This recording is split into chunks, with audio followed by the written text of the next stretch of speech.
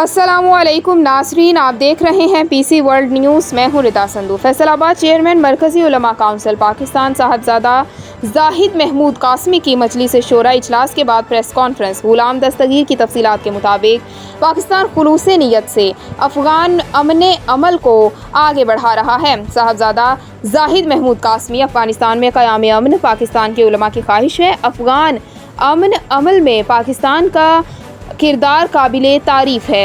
India की तरफ से मकबूजा कश्मीर की खुसूसी हैसियत ख़त्म करने की मुसम्मत करते हैं। आलमी बरादरी मसला कश्मीर को इंसानी हुकूक के तनासुर में देखे। सऊदीया के खिलाफ प्रोपेगंडा मुनज़्ज़म साजिश है, नाकाम बनाएंगे।